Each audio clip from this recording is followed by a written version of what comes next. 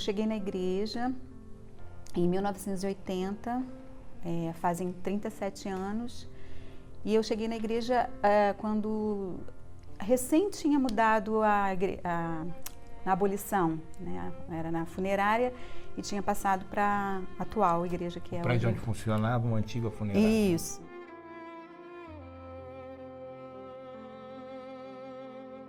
E vim de uma vida assim bem destruída, porque eu tinha perdido meu pai há um ano, né?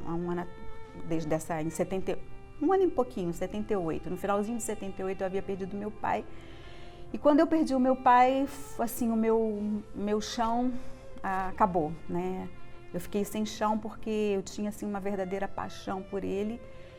E eu cheguei na igreja assim, sem vontade de viver, eu não tinha mais vontade de viver. Eu nunca tentei suicídio, mas não tinha vontade de viver. Vivia por viver, a verdade era essa, desde o dia em que eu perdi ele. Então foi um ano assim de muita dor, muito sofrimento, eu chorava todos os dias. E quando nesse dia eu entrei na igreja, foi algo assim imediato. Essa tristeza que tinha dentro de mim, ela sumiu. Eu entrei com essa tristeza e saí já diferente. E desde esse dia, eu nunca mais saí da igreja. São 37 anos. A minha família chegou um pouco antes até da família da Ângela, porque os meus pais vêm de uma família muito problemática. O meu pai e a minha mãe sempre tiveram muito problema em casamento. E eu e meu irmão vivenciamos muitas brigas, muita violência doméstica. E naquela época não se falava muito disso, mas isso era uma coisa constante na vida da gente. Foi quando então os meus pais tomaram uma decisão. Na época a irmã da minha mãe falou da Igreja Universal, e a minha mãe, meu pai que já era evangélico, de família tradicional evangélica, e a minha mãe nunca suportou isso, porque a minha mãe era espírita, né?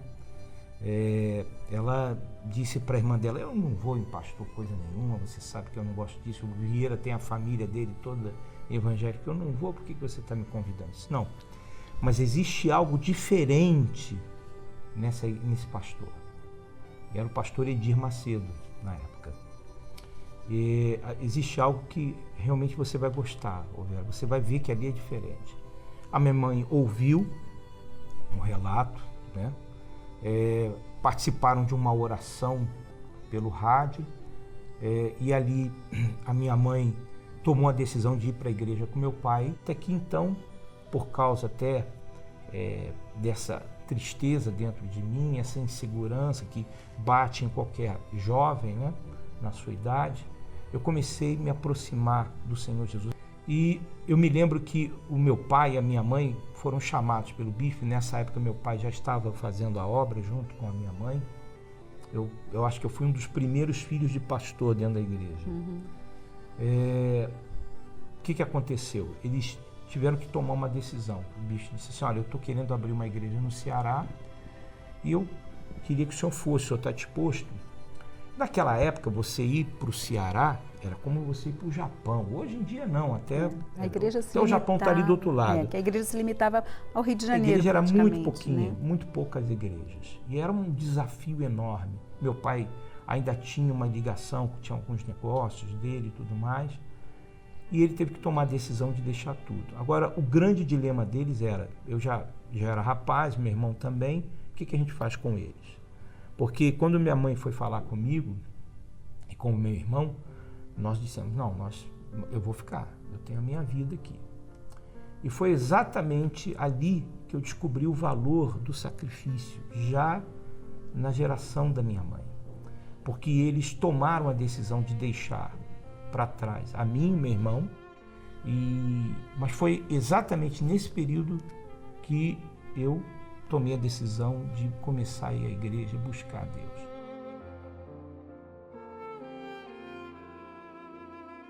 E os anos foram passando, me custou muito, eu demorei bastante, por conta de eu ser uma pessoa muito sentimental.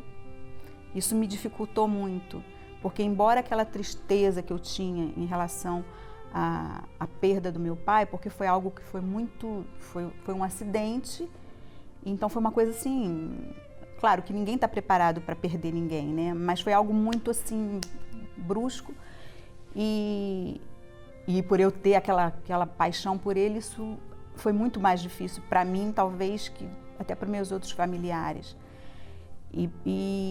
Mas isso foi uma coisa que foi passando, e aí eu fui me envolvendo com as coisas de Deus, e até tive a oportunidade de trabalhar na igreja, na parte administrativa, tive um contato mais de perto com o bispo, fiquei trabalhando como secretária dele durante algum tempo, e foi quando eu conheci o Marcos, né? E aí começa a nossa história. Tanto a Ângela como eu, a gente queria servir a Deus. A gente não casou porque a gente se gostava apenas. A gente casou porque a gente queria servir a Deus. Mas quando eu casei com a Ângela, eu estava buscando alguém que tivesse a mesma disposição. Porque naquele momento, naquele período já, eu me lembro, eu queria servir a Deus. Eu queria deixar tudo para servir no altar. Deixar a faculdade, universidade, trabalho, fosse o que fosse.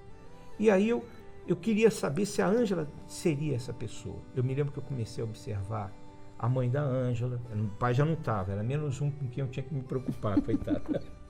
Eu queria saber se a Ângela era muito apegada à família, aquela coisa toda e tal. E aí, então, a gente acabou se casando. E aí já estávamos no altar, foi né? um ano de namoro. Eu já era pastor nessa época. Ele né? já cuidava de uma igreja, na Toqueiro, Penha, no né? Rio. E a gente casou e aí começou, né? São 32 anos que nós temos, vamos fazer esse ano, 32 anos de casado. E nesses 32 anos, a gente servindo a Deus, né? Tivemos a oportunidade de estar em vários países, de começarmos trabalhos, ver a igreja surgir do nada. E hoje, né, a igreja está aí com tantas pessoas com a vida transformada. E nesses 32 anos a gente teve as nossas filhas. Tivemos as né? duas, né? Que servem a que Deus. hoje estão servindo a Deus, fazem a obra. As duas estão fazendo a obra nos Estados Unidos, casadas com pastores. E que é um privilégio, para mim é um privilégio ter minhas filhas servindo a Deus.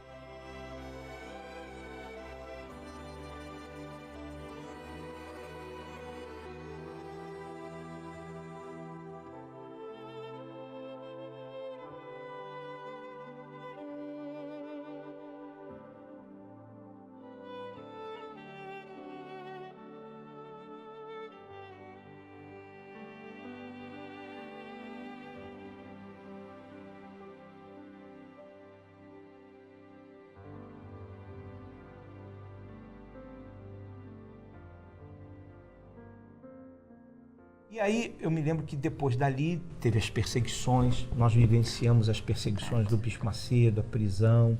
Eu me lembro uma ocasião em que o bispo estava sendo perseguido para ser preso, ele estava escondido no lugar, eu fui com o Gonçalves visitá-lo, a gente ia lá. Eu passei vários momentos difíceis porque a igreja ela era alvo de graves perseguições. Eu me lembro que eu estava cuidando do Rio de Janeiro e chegaram os advogados e disseram assim, tem aí, a gente está escutando que vai ser uma ordem judicial, que vão mandar prender você e os 500 pastores da igreja, naquela época eram os 500 pastores. E aquele desespero, a gente era garoto e tal. A perseguição aqui no Brasil foi muito grande nesse período. Mas eu acredito uma coisa, toda aquela perseguição que houve é como se Deus estivesse dando um tapa na mesa. E aí a gente foi espalhado pelo mundo. Aquilo forçou a igreja a se abrir para o mundo. Porque eu me lembro, é como se a gente visse a repetição da Bíblia. Estava todo mundo ali em Jerusalém e de repente as perseguições começaram, todo mundo se espalhou pelo mundo. E aí cada apóstolo foi para uma parte. E me tocou aí mais para o sul, para a Argentina. A igreja não tinha ninguém. Eu me lembro que eu não falava nada. Cheguei espanhol. lá. Eu me lembro uma senhora disse, o que esse índio está falando aí, né? Ninguém entendia o que eu estava falando.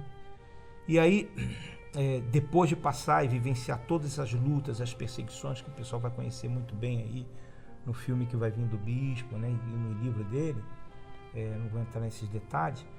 Quando eu cheguei lá, a igreja não existia, a gente não recebia dinheiro do Brasil nem nada, a gente tinha que viver dali, da nossa fé.